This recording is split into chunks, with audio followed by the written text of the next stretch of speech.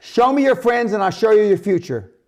Show me your friends and I'll show you your future. You want to know why you're all f***ed up? Just look at the fucking bums you hang around with. You hang out with monkeys, you know, you become a circus. Birds of a feather flock together. You run around with losers, you will end up a loser. Unconsciously, you will pick up their ways, you'll pick up their habits, you'll pick up, most importantly, their attitude about life. If you're around cynical, negative people all the time, you will become cynical and negative. So you got to watch yourself. Many of us are living out the lives of other people, living out their conclusions, living out of their consciousness. The other thing is that you begin to looking at your life and looking at what it is that you want to achieve. Another crucial thing that you must do is align yourself with powerful people. Align yourself with people that can encourage you, people that can empower you, people that you can learn from, people that you can grow from. That's very important. See, if you have people around you that can contribute to your growth, I wanted to be around people that were doing what I wanted to do. I wanted to learn from them.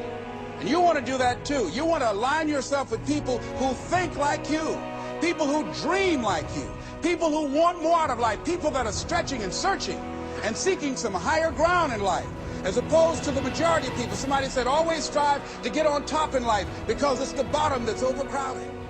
And see, you don't want to be on the bottom. See, it's easy to be on the bottom. It doesn't take any effort to be a loser. It doesn't take any motivation, any drive in order to stay down there on a low level.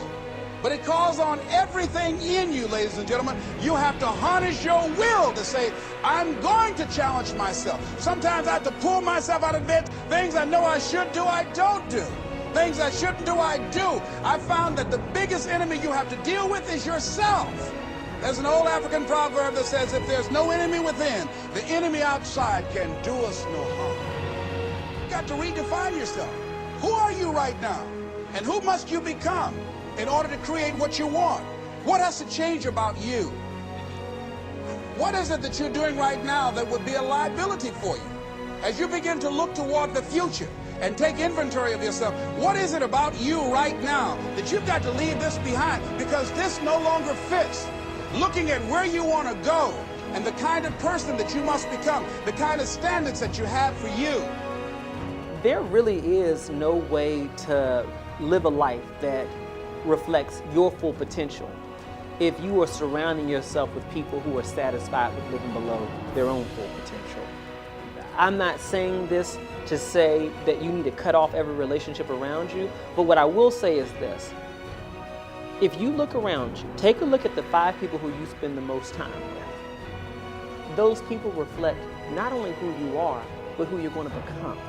So to me, once you've made the decision that you deserve to live a life that reflects every desire that you could ever have, and that you are capable of living at your full potential, then the next step is making the choice that you're going to surround yourself with people who've got the same mindset. Because even if all of y'all have not reached your goals, if you're striving together, that'll hold you accountable to keep moving forward. And they can pull you back on track when you get off track, right? That's really important.